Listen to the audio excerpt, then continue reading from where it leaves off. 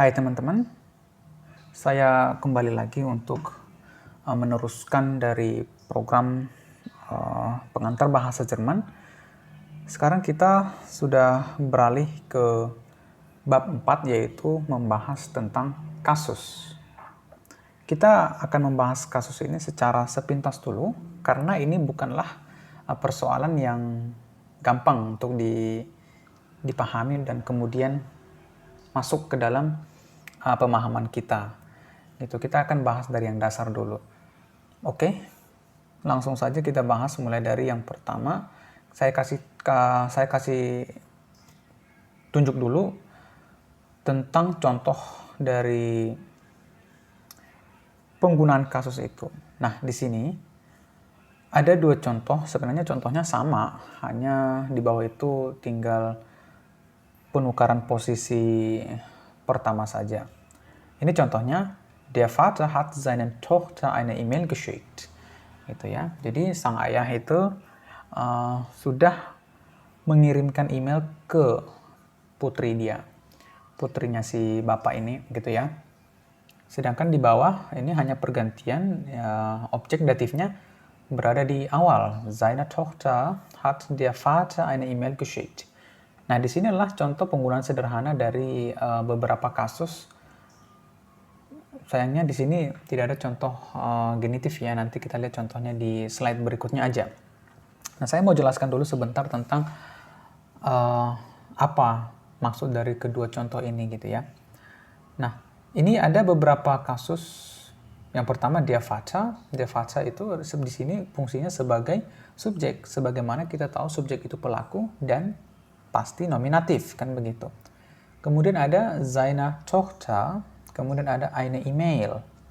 Nah, karena si ayah ini adalah mengirimkan sesuatu ke seseorang, maka yang dapat kita pahami di sini adalah bahwa si subjek mengirimkan sebuah objek akusatif ke seseorang, objek datif, gitu ya. Jadi ini sangat menarik sebenarnya kalau kita ingin pahami.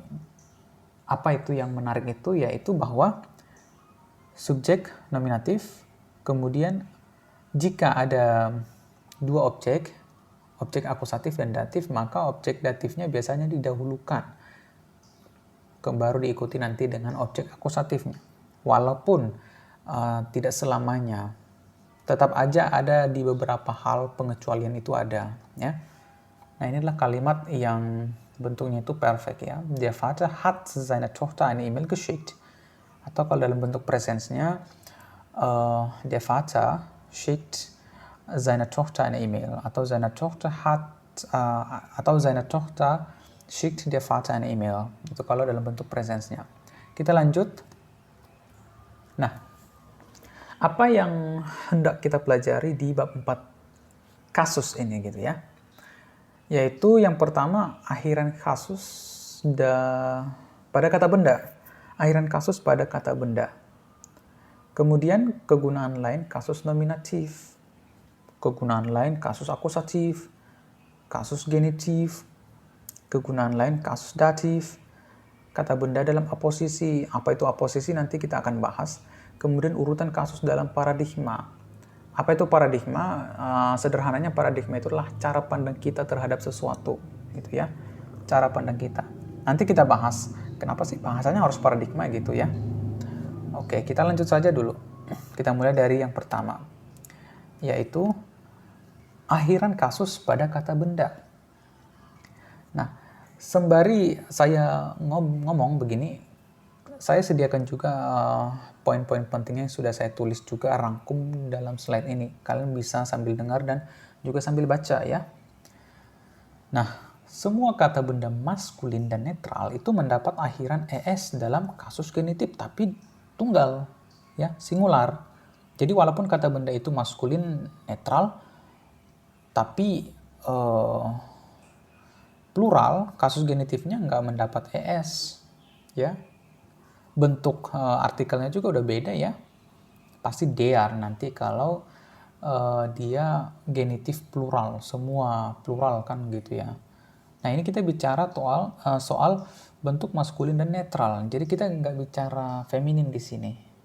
Karena kita kan bicara akhiran kasus pada kata benda, sedangkan kasus genitif pada feminin tidak ada akhirannya gitu loh maksudnya. Nah, semua kata benda maskulin dan netral itu mendapatkan akhiran S atau ES. Itu ya, kalau dalam kasus genitif, tapi itu pun kalau tunggal atau singular. Nah, lanjut. Kata benda dengan satu suku kata itu berakhiran ES itu udah terdengar lebih formal. Karena tidak salah juga kalau kita menambahkan S. Ya. Jadi bayangkanlah satu kata benda maskulin atau netral, terus dia bentuk genitif, maka dia bisa berakhiran ES yang mana itu akan terdengar lebih formal atau bisa pakai S juga. Ya, kecuali dia satu suku kata tapi berakhiran S, set atau set. Maksudnya sebelum genitif dia udah berakhiran S, set atau set. Maka kalau genitif dia wajib tambah ES, itu maksudnya. Ya, saya harap kalian mengerti ya ini. Nah, kita lihat contoh ini. Der Name seines Sohnes, nama dari putranya. Sohn di sini satu suku kata. Ya, satu suku kata. Kata benda dengan satu suku kata itu berakhiran ES. Agar terdengar lebih formal, tapi nggak salah juga, hanya tambah S. Makanya ini dibuat dalam kurung E-nya ini. Jadi boleh pakai atau boleh tidak. Hanya perbedaannya kalau pakai ES lebih formal ya terdengar. Kemudian contoh yang berikutnya, der Anfang des Gebets. Der Anfang des Gebets. Nah, dia hanya menambahkan S karena dia bukan satu suku kata. Paham ya? Karena dia tambah ES itu jika dia satu suku kata. Ya. Jika satu suku kata tambah ES. Oke? Nah, kalaupun nanti lebih dari satu suku kata, tapi dia harus tambah ES, itu gara-gara dia berakhiran S, SZ atau Z sebelum genitif. Nominatif, gitu maksudnya ya. Oke, contoh berikutnya adalah die Größe des Kreuzes. Nah, kenapa dia berakhiran ES? Yang pertama, selain dia satu suku kata, dia juga berakhiran Z. Ya kan? Jadi dipandang dari segi manapun, dia memang harus ES gitu. Dia satu suku kata, ES masuk. Dia berakhiran Z juga masuk gitu ya.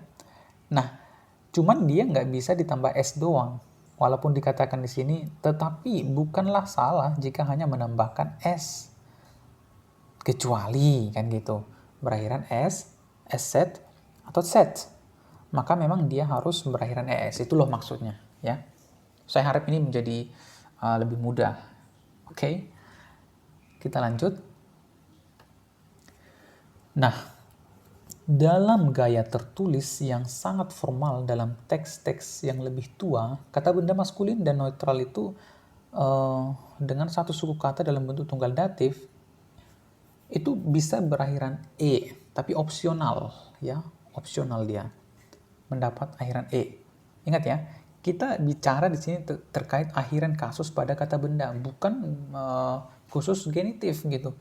Kalau pada kasus tertentu mempengaruhi akhiran kata benda, maka kita akan pelajari bukan hanya genitif ya. Ini sekarang kita udah masuk ke datif. Apa akhiran itu? Ya akhiran E pada beberapa kata benda maskulin atau neutral, satu suku kata, ingat ya, satu suku kata. Tapi dia dalam bentuk datif itu mendapat akhiran E. Ingat, tapi itu dalam gaya tulisan yang formal dan yang udah kuno gitu. Jadi kalau kamu baca teks-teks kuno, teks-teks bahasa Jerman kuno, maka itu nanti banyak kita temukan yang seperti ini. Kata benda maskulin atau neutral datif yang satu suku kata mendapat akhiran e. Walaupun ini opsional, nggak selalu dan nggak harus gitu ya. Contohnya, hinter dem Baume. Hinter dem Baume. Kan harusnya kan hinter dem Baum. Kemudian, auf dem Meeresgrunde. Auf dem Meeresgrunde. Karena kan aturannya kan bisa aja auf dem Meeresgrund. Auf dem Meeresgrund gitu. Kemudian dem deutschen Volke. Dem deutschen Volke, warga Jerman atau masyarakat Jerman. Good. Nah, tapi belakangan ini akhiran seperti ini ya terbatas pada ekspresi standar. Artinya yang seperti hinter dem Baume, auf dem Meeresgrunde, dem deutschen Volke itu udah jarang. Yang masih sering dipakai itu ya ini zu Hause, ya di rumah. Kemudian im Grunde genommen, pada dasarnya gitu ya. Kemudian im Laufe der Zeit, seiring berjalannya waktu, itu masih dipakai hingga saat ini gitu ya. Kita lanjut. Nah, semua jenis kelamin kata benda jika terkena kasus datif dalam bentuk jamak, maka kata benda itu akan mendapatkan akhiran n, kecuali jika kata benda tersebut sudah berakhiran n dalam kasus nominatif. Misalnya, in den Zimmern, plural nominatifnya kan Zimmer, tidak ada Zimmern nominatif. Tapi kalau dia datif plural, maka dia ada tambahan n gitu loh. Contoh lain, unter den Bäumen. Sedangkan kalau nominatifnya cuman Bäume. Kemudian von den Mädchen. Nah, inilah yang tadi yang dikatakan itu, kalau dia nominatifnya plural sudah berakhiran n, maka datifnya pun tidak perlu ditambahi n lagi, sama aja gitu loh. Contoh lain ya mungkin ya, die Frauen menjadi misalnya mit den Frauen, sama aja. Bukan menjadi mit den Frauen, nggak begitu ya. Oke, lanjut. Kegunaan lain kasus nominatif. Kita udah masuk kasus nominatif, tapi ini bicara soal fungsi lain dari kasus ini. Kita akan bahas sejauh mana sih permainan dari kasus ini bisa kita dalami dalam bahasa Jerman. Kata benda yang terisolasi atau terisolasi tahu ya? Maksudnya dia sendiri gitu. Berdiri sendiri dan bukan merupakan bagian dari kalimat. Nah, yang seperti itu diasumsikan sebagai kata benda yang mengandung kasus nominatif. Misalnya, ein toller Film nicht? Ein toller Film nicht? Film yang bagus kan? Ya kan? Nah, kenapa begitu? Ya karena memang dia nggak jelas kemana gitu. Tapi bisa juga kita artikan ini karena memang dia kalau dibuat kalimat lengkapnya pakai sein gitu ya. Das ist ein toller Film, nicht? Ya kan? Itu film yang bagus kan? Gitu. Nanti kita akan lihat bahwa terkait yang masalah terisolasi ini. Jika kata benda yang terisolasi itu sebenarnya adalah objek dari kalimat yang tidak diucapkan, ya, seperti dalam jawaban singkat, maka itu akusatif atau datif itu diperlukan. Jadi kan ada kita kalau menanya itu, terus orang jawabnya langsung aja, to the point jawabnya. Misalnya, was liest du? Karena yang ditanya was, ya maksud yang tentu saja apa yang kamu baca, maka dia langsung jawab aja ya apa, ya einen Roman gitu ya. Was liest du? Einen Roman. Kemudian, wem hast du das Geld gegeben? Terus jawabannya dem Sohn. Karena kan yang ditanya ke siapa kamu memberikan uang itu, ya ke anak laki-laki itu, ke putranya orang itu gitu ya, dem Sohn. Wem, yang ditanyakan wem, makanya yang dijawab juga dem Sohn. Begitu loh. Kita lanjut ke yang Selanjutnya, panggilan, gelar, atau pengalamatan kepada orang itu mendapat kasus nominatif. Misalnya, was ist passiert, mein lieber Freund? Was ist passiert, mein lieber Freund? Gitu ya. Apa yang terjadi, wahai temanku? Nah, kalimat yang predikatnya merupakan kata kerja copula itu mendapat kasus nominatif. Namanya copula verb, ya kan? Nah, itu diletakkan sebelum dan sesudahnya. Apa saja? Pertanyaannya kan sekarang, apa saja emangnya kata kerja copula itu? Bleiben, scheinen, sein, werden. Gitu kan? Nah, maksudnya di sini diletakkan nominatif itu di sebelumnya, kan copula verbnya ini nih, ist atau sein. Maka kata benda nominatifnya itu diletakkan di sebelumnya dan sesudahnya gitu loh. Misalnya, er ist ein sehr guter Lehrer. Jadi er itu nominatif, guter Lehrer juga nominatif.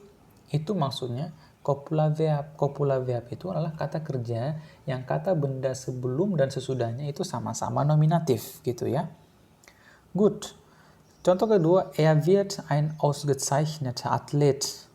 Ya, er nominatif, ausgezeichneter Athlet juga nominatif. Er scheint ein ausgezeichneter Athlet zu sein. Er nominativ, ausgezeichneter Athlet juga nominatif. Itu maksudnya copula verb.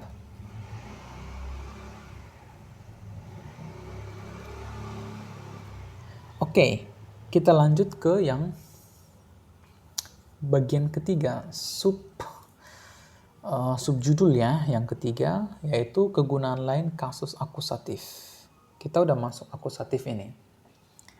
Nah, ekspresi seperti Guten Morgen, Guten Tag, dan Gute Nacht berada dalam kasus akusatif karena merupakan kontraksi teoritis dari sesuatu. Maksudnya kontraksi itu adalah penyusutan, kontraksi gitu loh. Ya, dalam hal ini kita sebutlah itu sebenarnya sesuatu yang disingkat dari kata ini. Ich wünsche dir einen guten Morgen. Dari situ sebenarnya awal dari Guten Morgen itu. Lengkapnya adalah Ich wünsche dir einen guten Morgen. Nah, demikian pula dengan Guten Appetit, herzlichen Glückwunsch, dan recht vielen Dank. Sebenarnya ada bentuk lengkapnya. Ini, ich wünsche dir begini-begini gitu ya.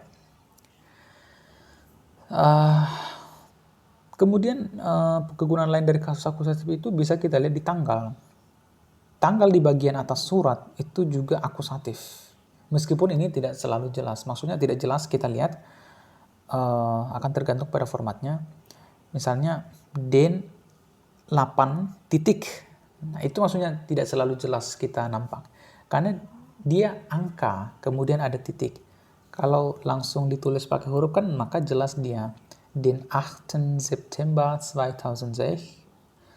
Atau langsung 8 titik September 2006. Nah, itu maksudnya.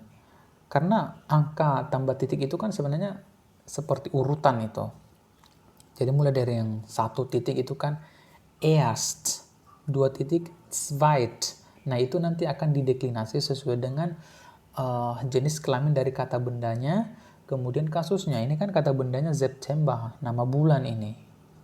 Yang mana merupakan maskulin. Kemudian karena maskulin dan tanggal itu mendapat akusatif.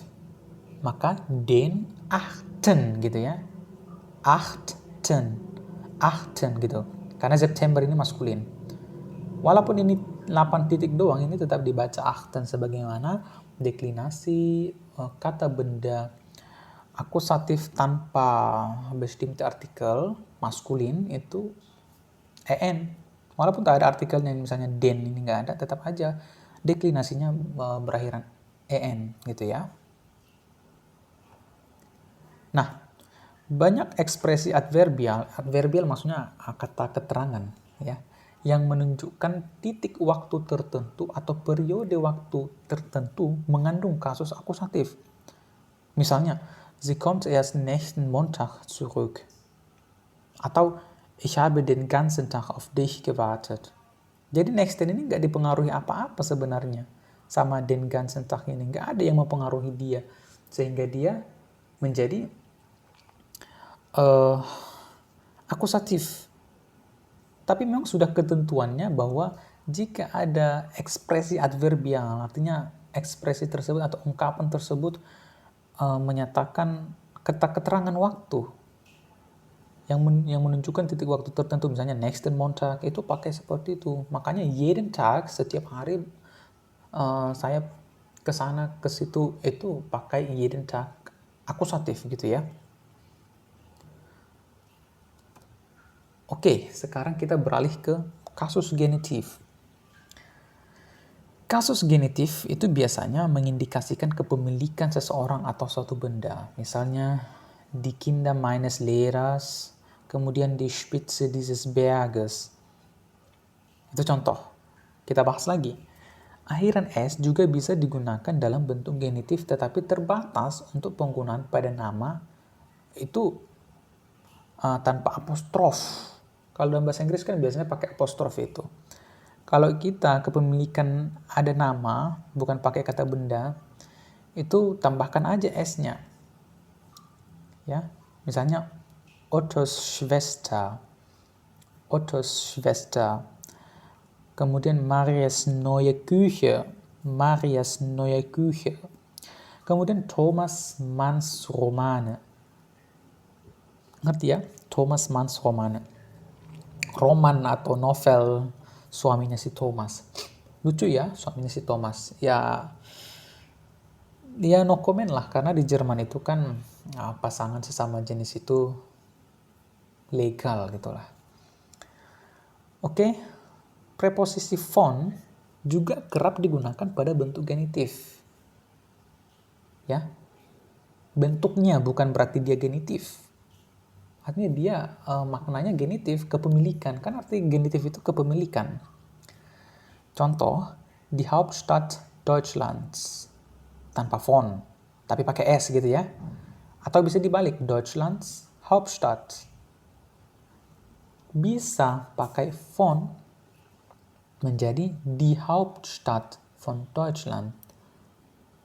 Jadi dia urutannya menjadi die Hauptstadt von Deutschland. Kemudian in der Nähe Berlins. Di dekat Berlin gitu ya. In der Nähe Berlins. Ada S-nya. Tapi kalau kita pakai von, maka S itu nggak ada lagi. In der Nähe von Berlin. Gitu ya. Nah, ekspresi adverbial ya masih adverbial artinya bersifat kata keterangan. Seperti eines Tages. Itu juga mendapat kasus genitif loh. Gitu ya. Contoh lain seperti morgens atau vormittags atau nachmittags, abends, nachts, dan tagsüber itu juga diturunkan dari bentuk genitif. Akan tetapi tidak semuanya, tapi disamakan gitu loh. Maksudnya karena bentuk keterangan waktu ya. Eines Tages suatu hari, pada suatu hari, kemudian morgen setiap pagi, vormittags setiap siang tapi vormittags, nachmittags juga siang tapi nachmittags agak sore, abends setiap sore atau malam, nachts juga malam, dan tagsüber itu diturunkan dari bentuk genitif tapi nggak semuanya. Itu yang disebut dengan disamakan. Oke? Nah, ini juga kata ganti tanya daripada milik siapa. Kan kalau genitif kan kepemilikan. Kalau kita nanya kan berarti milik siapa gitu ya. Itu pakai kata wessen. Wessen. Sedangkan untuk kata yang misalnya kita jawab begini yang pemiliknya, atau misalnya kan yang bukunya ada di tas saya itu orangnya guru kita gitu. Itu contohnya. Itu dalam bahasa Jerman dessen atau deren. Ini dessen untuk maskulin dan netral, kemudian deren untuk feminin, ya, atau plural. Kita lihat contohnya, wessen Sohn ist er? Jadi milik siapa? Berarti si Sohn ini milik siapa? Milik siapa anak itu? Wessen Sohn ist er? Putra siapa? Kan gitu. Milik siapa? Berarti putra siapa dia? Atau anak laki-laki siapa dia itu? Lalu dijawab, er ist der Sohn des Mannes, dessen Frau meine Kollegin ist. Dia itu adalah putra atau anak laki-laki dari pria itu yang mana atau yang istrinya kolega saya. Gitu, dessen Frau. Dessen ini mengacu ke si Mannes karena ini yang pemiliknya gitu kan. Pemiliknya si Frau ini kan si Mannes, si Man itulah. Dia pakai dessen karena maskulin. Good. Nah, kita masuk ke subjudul yang kelima, kegunaan lain kasus datif. Nama pada amplop itu terutama dalam penulisan kata bapak, ya, yang Herr gitu, ditulis dalam bentuk datif, yaitu Herrn. Datifnya Herr kan Herrn, sebagaimana Herr itu adalah kata benda yang masuk kategori endeklination. Nah, bentuknya Herrn ini karena nama yang tertera merupakan tujuan, ya kalau dalam bahasa Inggris itu kan to Mr. Lingom kan gitu. Contohnya Herrn Lingom Marpaung, kepada Bapak Lingom. Seperti yang sudah kita tahu kan bahwa kepada itu kan bisa datif itu. Seperti ich gebe dir einen Apfel, saya memberi ke kamu, ya ke kamu berarti dir datif gitu loh. Sedangkan apa yang diberikannya itu ya akusatif, einen Apfel. Nah, itu ada contoh. Nah, di sini terdapat beberapa kata kerja yang mewajibkan objeknya memakai kasus datif atau objek tak langsung. Ini disebut dengan kata kerja datif, ya. Dua contoh ini itu danken dan helfen. Contoh, ich danke dir atau ihnen, ich danke dir atau ich danke ihnen, saya berterima kasih kepadamu atau kepada Anda. Kemudian helfen, menolong. Die Krankenschwester hat dem Patienten nicht geholfen. Ya, Krankenschwester itu nggak ditolongnya pasiennya. Kan serem juga ya. Nah, ini juga merupakan contoh kata kerja lainnya yang menggunakan objek datif. Jadi objeknya itu ya harus datif. Yaitu antworten, begegnen, beiwohnen, danken, dienen, folgen, gehorchen, gehören, glauben, gleichen, gratulieren, helfen, imponieren, kündigen, nachlaufen, nützen, passen, schaden, schmeicheln, trauen, vertrauen, wehtun, widersprechen, zustimmen. Nah, itu contoh kata kerja yang objeknya nanti datif, ya. Kemudian kata benda dalam aposisi. Nah, ini dia. Mungkin kamu bingung aposisi itu apa? Kita lihat di sini. Peter Polenz, früherer Direktor dieser Schule, ist heute in einem Autounfall umgekommen. Peter Polenz, pimpinan sekolah yang sebelumnya, früher, yang lebih dulu, karena dia maskulin, nominatif, maka dia Direktor. Peter Polenz, früherer Direktor dieser Schule, ist heute in einem Autounfall umgekommen. Nah, früherer Direktor itu mengacu pada Peter Polenz, ya kan? Mengacu pada Peter Polenz. Inilah yang disebut dengan aposisi. Jadi aposisi juga mewarisi segala satu aturan yang melekat pada kata yang kepadanya, ya aposisi itu mengacu. Misalnya kasus. Jadi kalau si Peter Polenz ini kasusnya nominatif, karena kan subjek kan, sebagaimana kita tahu subjek itu pelaku dan pasti nominatif. Maka aposisinya juga nominatif. Jadi aposisi itu sebenarnya kata lain yang menjelaskan lebih gitu loh. Misalnya lingom, seorang pengajar di satu kursus. Nah, seorang pengajar di satu kursus itu kan sama dengan lingom gitu. Itu namanya aposisi. Nah, dalam hal ini Peter Pollens merupakan subjek yang berarti memiliki kasus nominatif karena kan subjek. Maka aposisinya juga memiliki kasus nominatif. Makanya ini bukan früheren. Karena kalau früheren akusatif, objek dong kan begitu. Nah, selanjutnya, jika kata aposisi mengacu pada kata dengan kasus lain, jadi aposisi itu menjelaskan kata lain yang kasusnya juga udah bukan nominatif, mungkin akusatif, mungkin datif, maka itu juga akan diwarisi sesuai dengan kasusnya. Misalnya, ich habe Peter Pollens, den früheren Direktor dieser Schule, gekannt. Den früheren Direktor dieser Schule itu mengacu pada Peter Pollens, yang mana Peter Pollens ini adalah objek akusatif. Siapa subjeknya? Si ich gitu ya. Karena dia objek akusatif, maka aposisinya juga akusatif. Den früheren Direktor dieser Schule. Kebetulan di sini ada genitifnya, kepemilikan, maksudnya direktur daripada sekolah ini dulunya gitu loh. Kita masuk ke subjudul yang terakhir, yaitu urutan kasus dalam paradigma. Mungkin kalian bertanya-tanya, maksudnya paradigma apa sih? Sok banget gitu ya. Enggak. Paradigma itu ya hitung-hitung menambah kosakatamu juga dalam bahasa Indonesia.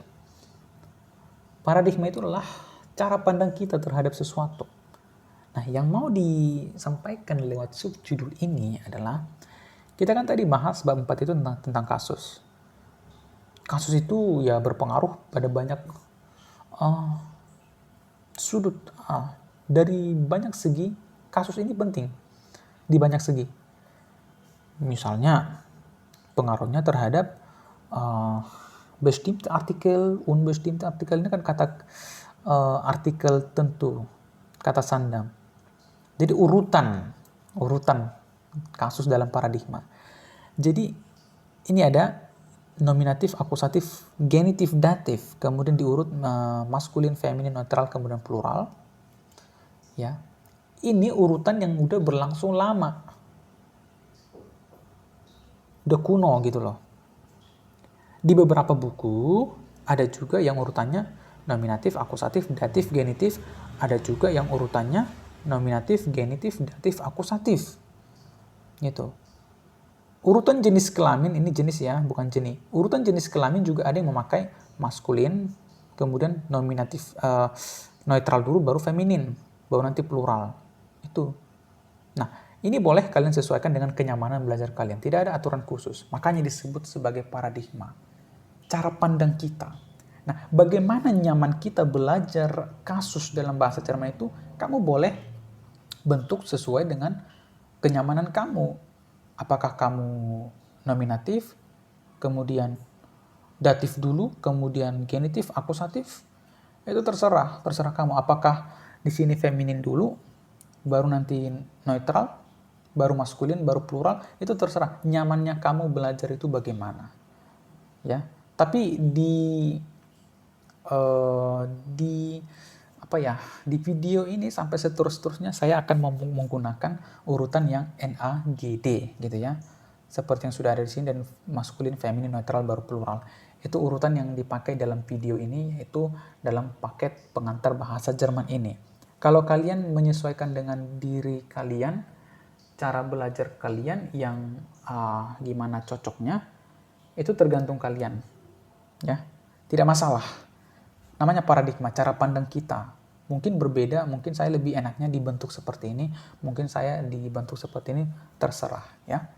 Nah, itulah yang pembahasan terkait bab 4 kasus ya. Jadi terima kasih buat kalian yang sudah menyimak sampai saat ini. Nanti akan ada lagi video berikutnya, yaitu tentang artikel dan penentu lainnya. Artikel dan penentu lainnya di bab 5, tunggu saja videonya. Saya akan terus membuat video sampai bab 15 ya, kalau tidak salah, bab 15. Tunggu saja videonya. Dan tetap pantau juga video-video sebelumnya yang jika mungkin kalian kelewat gitu ya. Gak apa-apa. Tunggu saja video selanjutnya hanya di channel saya. Dan ini saya lakukan bekerja sama dengan Deutsche Freunde. Terima kasih, sampai jumpa.